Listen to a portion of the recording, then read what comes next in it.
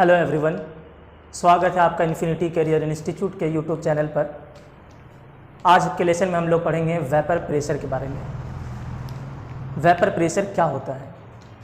Vapour pressure, आपके पास एक liquid है, ये लिक्विड के पार्टिकल्स,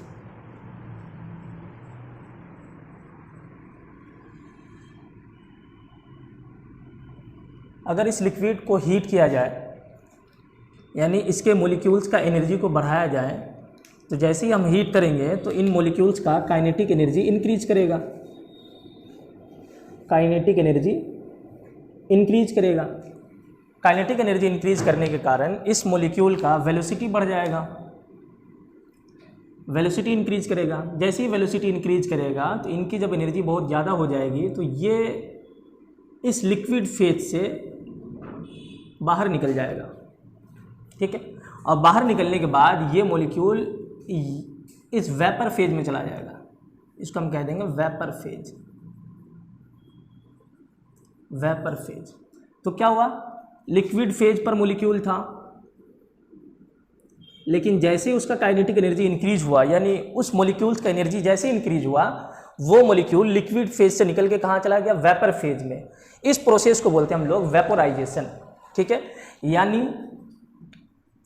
लिक्विड फेज से निकल के गया वेपर फेज में, और इस प्रोसेस को हम लोग नाम देते हैं वेपोराइजेशन। वेपोराइजेशन। ठीक है, तो जब तक ये बर्तन खाली रहेगा तब तक ये लिक्विड का लेवल घटता जाएगा। जैसे जैसे काइनेटिक एनर्जी इंक्रीज करेंगे लिक्विड का लेवल घटेगा। क्यों घटेगा? क्योंकि लिक्विड के जो मॉलिक्यूल्स हैं वो एनर्जी लेके उसकी वेलोसिटी अधिक हो जाएगी तो वो इस लिक्विड फेज से इवापोरेट हो जाएगा, यानी वेपोराइजेशन के बाद ये वेपर फेज में चला जाएगा, और वेपर फेज में जाने के बाद ये यहाँ से हवा में उड़ जाएगा। ठीक है, तो जैसे जैसे ये ऊपर जाएगा वैसे वैसे लिक्विड जो सरफेस है, लिक्विड सरफेस नीचे आने लगेगा। तो जैसे ही नीचे आएगा तो लिक्विड का जो वॉल्यूम है वो कम हो जाएगा। ठीक है, तो इस प्रोसेस को हम लोग बोलते हैं वेपोराइजेशन। जैसे मान लीजिए पानी गर्म कर रहे हैं तो पानी जैसे जैसे गर्म करते जाएंगे तो पानी के जो मॉलिक्यूल्स हैं वो आहिस्ते आहिस्ते जब उसकी काइनेटिक एनर्जी मैक्सिमम हो जाएगी तो वो यहाँ से निकलेगा और फिर वेपर फेज में चला जाएगा, जिसको हम लोग वाटर वेपर बोलेंगे। आहिस्ते आहिस्ते वाटर का लेवल क्या हो जाएगा? डिक्रीज करता जाएगा, और लास्टली क्या होगा? वाटर गायब हो जाएगा, सारे वाटर वेपर बन जाएंगे। ठीक है, तो इस प्रोसेस को बोलते हैं वेपोराइजेशन। अब सोचिए, अगर इस बर्तन को बंद कर दिया जाए, इस बर्तन को बंद कर दिया जाए, क्लोज वेसल्स में करा जाए ये वाला प्रोसेस। ठीक है, बर्तन का मुंह बंद कर दिया हमने। अब क्या हुआ कि जैसे लिक्विड फेज के जो मॉलिक्यूल्स हैं इनको एनर्जी मिली, ये यहाँ से कहाँ गए? वेपर फेज में। अब वेपर फेज में जाने के बाद ये यहाँ पर से बाहर और नहीं निकल पाए तो क्या होगा? यहीं से टकराने के बाद क्या हो जाएगा? फिर इसी फेज में घूमेगा, यहाँ पर इस एरिया में, सिर्फ इतने एरिया में घूमेगा। फिर क्या होगा? कुछ देर बाद जैसे जैसे हम लोग हीट करते जाएंगे बहुत सारे मॉलिक्यूल्स वेपोराइज हो जाएंगे। ठीक है, हमने मान लिया ढेर सारा मॉलिक्यूल वेपोराइज हो गया। ठीक है, तो लिक्विड से क्या हो रहा है? वेपर जा रहा है। अब जैसे जैसे वेपर फेज में जाता जाएगा तो वेपर फेज में मॉलिक्यूल्स की संख्या अधिक हो जाएगी। ठीक है, तो जैसे वेपर फेज में मॉलिक्यूल की संख्या अधिक होगी तो इनका जो मूवमेंट है वो तो यहाँ बंद है, ऊपर जा नहीं सकता है, तो फिर मूवमेंट कहाँ होगा? इसी एरिया में मूव करता रहेगा। ठीक है, तो जैसे जैसे लिक्विड फेज वेपर फेज में कन्वर्ट होगा तो मॉलिक्यूल की संख्या वेपर फेज में अधिक होने लगेगी। ठीक है, शुरुआत में क्या होगा कि वेपोराइजेशन बहुत तेज होगा, क्योंकि वेपर फेज में मॉलिक्यूल की संख्या कम है, जल्दी जल्दी ये लोग वेपोराइज होने लगेंगे। तो जैसे जैसे वेपोराइज होंगे वेपर फेज में मॉलिक्यूल की संख्या अधिक होने लगेगी। जब मॉलिक्यूल की संख्या मैक्सिमम हो जाएगी तो फिर ये वेपर मॉलिक्यूल्स जो यहाँ पर वाष्प बना हुआ है, ये मॉलिक्यूल वापस इस लिक्विड में आने लगेंगे। ठीक है, तो एक ऐसा समय आएगा कि जितने मॉलिक्यूल लिक्विड से वेपर बने उतने ही मॉलिक्यूल वेपर से लिक्विड में जाने लगेंगे। यानी लिक्विड से वेपोराइजेशन होकर वेपर बन रहा था, लेकिन कुछ देर बाद क्या होगा कि वेपर से मॉलिक्यूल वापस लिक्विड की तरफ आने लगेंगे। इस प्रोसेस को हम नाम देंगे कंडेंसेशन। ठीक है, यानी पहले तो क्या हो रहा था, लिक्विड फेज था, वेपर बन रहा था, लेकिन वेपर बनते बनते वेपर के पास जब बहुत ज़्यादा मॉलिक्यूल हो जाएंगे तो फिर ये मॉलिक्यूल क्या होगा, लिक्विड फेज की तरफ वापस आने लगेंगे। जैसे ही लिक्विड फेज की तरफ वापस आएंगे तो उसको बोलेंगे कंडेंसेशन। ठीक है, शुरुआत में तो कंडेंसेशन कम होगा, लेकिन जैसे जैसे बहुत ज़्यादा वेपर बन जाएगा तो कंडेंसेशन भी बहुत अधिक होने लगेगा। ठीक है, और एक समय ऐसा आएगा कि जितने मॉलिक्यूल वेपोराइज होकर वेपर बने उतने ही वेपर फेज के मॉलिक्यूल कंडेंसेशन के बाद लिक्विड बन गए। यानी जब ये दोनों प्रोसेस बराबर होने लगेगा, यानी वेपोराइजेशन, रेट ऑफ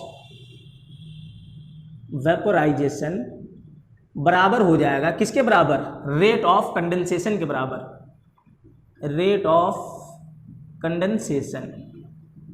ठीक है, यानी जितने मॉलिक्यूल वेपर बन रहे थे उतने ही मॉलिक्यूल कंडेंस हो रहे हैं। यानी रेट ऑफ वेपोराइजेशन और रेट ऑफ कंडेंसेशन जब दोनों बराबर हो जाए तो इस स्टेज को हम लोग नाम देंगे इक्विलिब्रियम। ठीक है, इस स्टेज को क्या नाम देंगे, इक्विलिब्रियम, यानी लिक्विड वेपर इक्विलिब्रियम। ठीक है, लिक्विड वेपर इक्विलिब्रियम। यहां तक बात क्लियर है। लिक्विड वेपर इक्विलिब्रियम यानी लिक्विड के मॉलिक्यूल्स जैसे एनर्जी गेन करेंगे, इनकी काइनेटिक एनर्जी बढ़ेगी और ये लिक्विड फेज को छोड़ के वेपराइज हो जाएंगे और वेपर फेज में चले जाएंगे। और जैसे ही वेपर फेज में जाएंगे और अगर बर्तन क्लोज रहेगा तो ये बाहर नहीं निकल पाएंगे, तो सिर्फ इतने ही एरिया में, ये एरिया इनका फिक्स हो जाएगा, इसी एरिया में ये मूव करते रहेंगे। लेकिन जैसे जैसे वेपर फेज के मॉलिक्यूलों की संख्या अधिक हो जाएगी, वेपर फेज के मॉलिक्यूल्स बहुत अधिक हो जाएंगे, तो फिर ये क्या होंगे, कंडेंस होना चालू होंगे। ठीक है, ये वापस क्या होंगे, लिक्विड फेज में जाएंगे। तो जितने वेपर बने उतने ही वेपर से लिक्विड फेज में चल गए, यानी जितना रेट ऑफ वेपोराइजेशन हुआ उतना ही रेट ऑफ कंडेंसेशन हो गया, तो हम बोलेंगे लिक्विड वेपर इक्विलिब्रियम। यानी अब ये कैसा कंडीशन हो गया, इक्विलिब्रियम कंडीशन। यहां तक में कोई दिक्कत नहीं। अब इक्विलिब्रियम कंडीशन में वेपर फेज के जितने भी मॉलिक्यूल हैं, यहां पर वेपर फेज के जितने भी मॉलिक्यूल हैं, ये इस लिक्विड सरफेस पर जितना प्रेशर अप्लाई करेंगे, वेपर फेज के मॉलिक्यूल इक्विलिब्रियम में जितना प्रेशर अप्लाई करेंगे, इसी प्रेशर को हम लोग नाम देंगे वेपर प्रेशर। ठीक है, वेपर प्रेशर क्या है, वेपर प्रेशर है प्रेशर किसका, वेपर फेज के मॉलिक्यूल का, किस वक्त, जब इक्विलिब्रियम स्टेट हुआ हो तब। ठीक है, तो इसका डेफिनेशन ऐसे लिख सकते हैं कि किसी निश्चित ताप पर लिक्विड वेपर इक्विलिब्रियम स्टेट में वेपर फेज के मॉलिक्यूल्स की लिक्विड सरफेस पर लगाया गया प्रेशर को वेपर प्रेशर कहते हैं।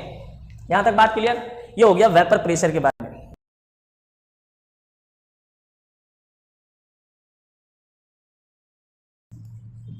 अब आपका टॉपिक है vapour pressure of liquid solution. Vapour pressure of liquid solution. अगर आपके पास लिक्विड सॉल्यूशन है तो उस लिक्विड सॉल्यूशन का वेपर प्रेशर क्या होगा। लिक्विड सॉल्यूशन, अगर सॉल्यूशन है इसमें दो कंपोनेंट है, एक तो सॉल्वेंट है और दूसरा सॉल्यूट है।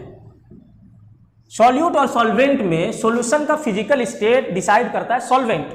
तो अगर लिक्विड सॉल्यूशन बोला गया है, इसका मतलब यह है कि आपके पास जो सॉल्वेंट है वो क्या है, लिक्विड है। अब सॉल्यूट आपका कुछ भी हो सकता है, सॉल्यूट आपका गैस भी हो सकता है, सॉल्यूट आपका सॉलिड भी हो सकता है, सॉल्यूट आपका लिक्विड भी हो सकता है। ठीक है, तो लिक्विड और गैस, इसको हम लोग पढ़े हेनरीज लॉ में कि गैस का सॉल्युबिलिटी किसी लिक्विड में कितना होगा, वो हेनरीज लॉ में पढ़े। अभी हम लोग पढ़ेंगे सॉलिड इन लिक्विड और लिक्विड इन लिक्विड सॉल्यूशन। ठीक है, तो आपके पास दो चीज पढ़ने का है, एक तो है सॉलिड इन लिक्विड, इस टाइप का सॉल्यूशन पढ़ेंगे, और दूसरा पढ़ेंगे liquid in liquid solution. Solid in liquid और लिक्विड इन लिक्विड। चलो पहला टॉपिक लिखते हैं, लिक्विड इन लिक्विड सॉल्यूशन। तो vapour pressure of liquid solution के अंदर पहला वेपर प्रेशर पढ़ेंगे, vapour pressure of liquid and liquid solution. Liquid liquid solution. अगर सॉल्यूशन में दोनों लिक्विड हो, सॉल्यूट और सॉल्वेंट दोनों लिक्विड हो, लिक्विड सॉल्यूशन, यानी अगर इसको मान लीजिए ये सॉल्वेंट है लिक्विड और ये क्या है सॉल्यूट है लिक्विड, सॉल्यूट को बी मान लेते हैं, सॉल्वेंट को हम ए मान लेते हैं, एक ए लिक्विड है और दूसरा बी लिक्विड है, इन दोनों को मिक्स करके एक सॉल्यूशन बनाया गया जिसको हम लोग बोल रहे हैं लिक्विड सॉल्यूशन। अब इन दोनों का वेपर प्रेशर को चेक करते हैं। जैसे मान लीजिए ये बर्तन है, इस बर्तन पे आपका सॉल्वेंट है और इसमें डाल दिया आपने सॉल्यूट, सॉल्वेंट और सॉल्यूट दोनों को डाल दिया है और इसको क्या कर दिया, अब हमने ढक्कन बंद कर दिया इसका, ठीक है। सॉल्यूट क्या है ए, सॉल्वेंट क्या है ए और सॉल्यूट है बी। अब अगर दोनों लिक्विड हैं और दोनों ऐसे लिक्विड हैं जो वेपर बन सके, यानी इसको बोलेंगे जो वेपर बन जाए उसको हम लोग एक नाम देंगे वोलाटाइल। तो ऐसा लिक्विड है जो वोलाटाइल है, यानी वेपर बन सकता है, वोलाटाइल लिक्विड है, दोनों के वेपर बन सकते हैं, ठीक है। तो इनके भी वेपर बनेंगे, ये ए मॉलिक्यूल,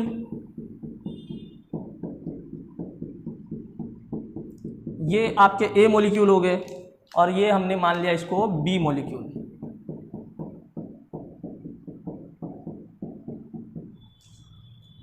अब जैसे इनको हीट करेंगे, जैसे इसके पास एनर्जी आएगी तो सॉल्वेंट ए के मॉलिक्यूल भी वेपोराइज होंगे और सॉल्वेंट बी के मॉलिक्यूल भी वेपोराइज होंगे।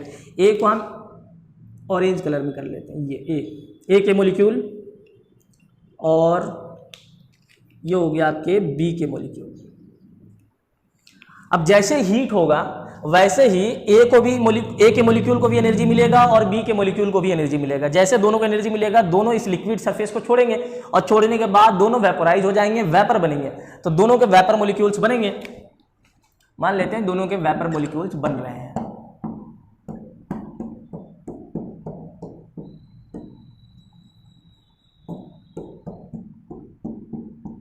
कुछ इतने मॉलिक्यूल वेपर के बन गए। तो जैसे जैसे वेपर मॉलिक्यूल बन गए, अब यहां पर क्या हो गया, एक ऐसा स्टेट आ गया जो इक्विलिब्रियम में आ गया, ठीक है। तो इसको हम नाम दे देते हैं इक्विलिब्रियम स्टेट। इक्विलिब्रियम स्टेट यानी यहां पर से अब जो वेपोराइज हो रहा है और जो कंडेंसेशन हो रहा है दोनों बराबर है, ठीक है। यानी अब सॉल्वेंट और सॉल्यूट के मॉलिक्यूल वेपर फेज में भी जा रहे हैं, तो वेपर फेज से लिक्विड फेज में भी आ रहे हैं। तो ऐसे स्टेट को हम बोलेंगे इक्विलिब्रियम स्टेट। ऐसे स्टेट में जो इनका प्रेशर लग रहा है उनको हम बोलेंगे वेपर प्रेशर। तो इनके प्रेशर को, जैसे पी का जो प्रेशर इस पे एग्जर्ट हो रहा है, इस सरफेस पर जो प्रेशर एग्जर्ट हो रहा है, अगर ए का प्रेशर है इस वाले मॉलिक्यूल का, तो उस प्रेशर को हम नाम दे दिए पी ए, ठीक है। और अगर इस वाले मॉलिक्यूल का है यानी सॉल्वेंट वाले मॉलिक्यूल का है तो उसको नाम दे देते हैं पीबी, ठीक है। तो ये पीए और पीबी, ठीक है।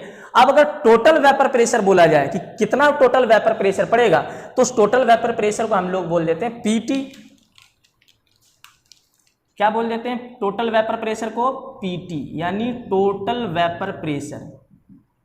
टोटल वेपर प्रेशर हो गया पीटी, ठीक है। तो टोटल वेपर प्रेशर कितना हो जाएगा? टोटल वेपर प्रेशर हो जाएगा आपका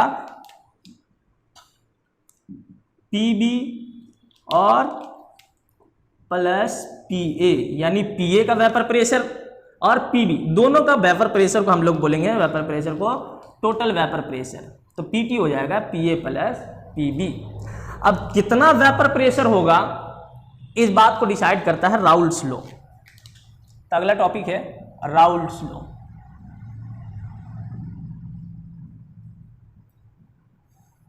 राउल्ट्स लॉ ये बताता है कि किसी भी कंपोनेंट का, यानी पीए हो या पीबी, यानी ए के कंपोनेंट का वेपर प्रेशर या बी के कंपोनेंट का वेपर प्रेशर, किसी भी कंपोनेंट का वेपर प्रेशर उसके मोल फ्रैक्शन, जितने मोल फ्रैक्शन यहां पर हैं, जितने मॉलिक्यूल, जितने मोल का रेशियो यहां पर है, उसी रेशियो में यहां पर वेपर प्रेशर होगा। यानी वेपर प्रेशर डायरेक्टली प्रोपोर्शनल है मोल फ्रैक्शन के। राउल्ट्स लॉ ये बताता है कि किसी भी कंपोनेंट का vapour pressure PA directly proportional to mole fraction of PA, यानी ए के मॉलिक्यूल का वेपर प्रेशर कितना होगा, ये डायरेक्टली प्रोपोर्शनल होगा वेपर प्रेशर ए का डायरेक्टली प्रोपोर्शनल होगा मोल फ्रैक्शन ऑफ ए से। यानी ए के मोल फ्रैक्शन जितने अधिक होंगे वेपर प्रेशर ए का उतना अधिक होगा, और ए का मोल फ्रैक्शन जितना कम होगा वेपर प्रेशर ए का उतना ही कम होगा। उसी तरह PB directly proportional to XB। ठीक है, इस तरह से करेंगे। अब जैसे PA directly proportional to XA है, इसको हम लोग लिखते हैं PA बराबर P नोट A XA, और यहां पर डायरेक्टली प्रोपोर्शनल को हटा के लिखते हैं PB बराबर P नोट B XB। तो इस डायरेक्टली प्रोपोर्शनल के जगह हम लोग लिख रहे हैं P नोट A और P नोट B। ठीक है, P नोट A क्या है? P note A, P note A है प्योर कंपोनेंट A का वेपर प्रेशर।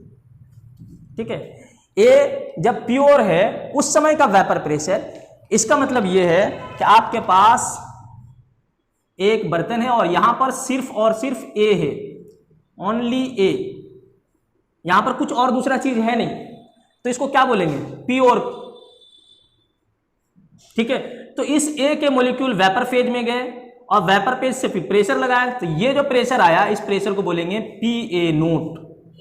अकेले जब था तब प्योर फॉर्म में, तो प्योर कंपोनेंट का वेपर प्रेशर। इसी तरह PB note pure component B का वेपर प्रेशर।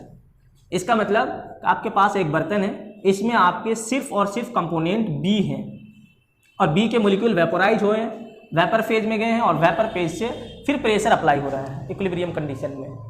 तो इस वक्त हम बोलेंगे कि vapour pressure of B in pure. ठीक है, तो ये हो गया PB नोट और ये हो गया PA नोट। लेकिन अब क्या है कि आपके पास सॉल्यूशन है। ठीक है, तो यहां पर प्योर तो है नहीं, यहां प्योर तो है नहीं, तो यहां क्या है? PA और PB ये सॉल्यूशन में है, यानी मिक्सचर में है।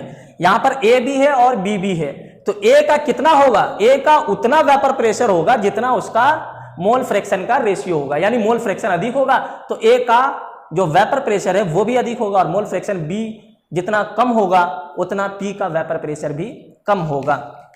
ठीक है, तो यहां पर से इसको देखते हैं। अगर मान लीजिए सिर्फ और सिर्फ इस सॉल्यूशन में A है, सिर्फ और सिर्फ A है, तो सिर्फ और सिर्फ अगर A है तो A का मोल फ्रैक्शन कितना हो जाएगा? XA का मान हो जाएगा 1। XA का मान क्या हो जाएगा? उस समय 1 हो जाएगा। उस समय जब B नहीं है तो A है, तो XA का मान क्या हो जाएगा? सिर्फ और सिर्फ 1 हो जाएगा। क्यों 1 होगा? क्योंकि आपको पता है मोल फ्रैक्शन का जोड़ हमेशा 1 होता है, XA प्लस XB बराबर 1। अब आपके पास B नहीं है, प्योर A है, तो सिर्फ अगर A है तो B के मोल कितने हैं? 0 है। तो B का मोल अगर 0 हो जाएगा तो क्या लिखेंगे? XA बराबर 1। इसका मतलब प्योर कंपोनेंट A, अगर प्योर कंपोनेंट A XA बराबर 1, तो अगर इसको 1 कर देंगे तो क्या हो जाएगा? PA बराबर P नोट A। अगर सिर्फ प्योर रहेगा तो वेपर प्रेशर हो जाएगा P नोट A। इसी तरह PB अगर प्योर रहेगा तो वेपर प्रेशर हो जाएगा P नोट B। ठीक है, तो ये हो गया राउल्स लॉ। तो राउल्स लॉ के मुताबिक vapour pressure directly proportional to mole fraction. ठीक है, अब इसी वेपर प्रेशर को PA और PB को यहां पर लेते हैं टोटल वेपर प्रेशर में। तो जैसे ही टोटल वेपर प्रेशर में लिखेंगे तो PA की जगह क्या लिख लेते हैं? P note A XA plus PB की जगह लिख लेते हैं P नोट B XB,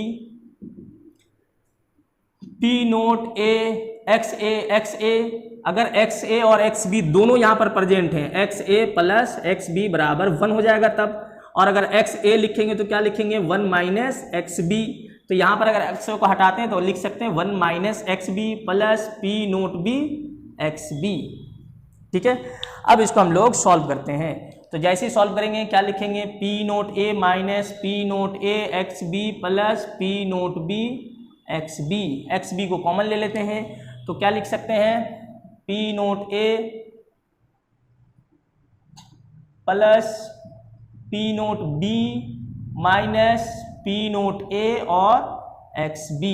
इस तरह से भी हम लोग टोटल प्रेशर को लिख सकते हैं। ठीक है, तो ये दो फॉर्मूला आपको याद रखना है।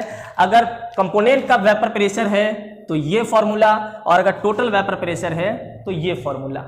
ठीक है, तो आज हम लोग पढ़े vapour pressure of liquid solution के अंदर लिक्विड सॉल्यूशन का वेपर प्रेशर, और इसके अंदर हम लोग पढ़े राउल्स लॉ कि वेपर प्रेशर उस लिक्विड सॉल्वेंट के जो मोल फ्रैक्शन है उसके डायरेक्टली प्रोपोर्शनल होंगे। जितने अधिक मोल फ्रैक्शन होंगे वेपर प्रेशर उतना अधिक होगा। ठीक है, अगले क्लास में हम लोग पढ़ेंगे इस राउल्स लॉ से आगे ideal and non ideal solution.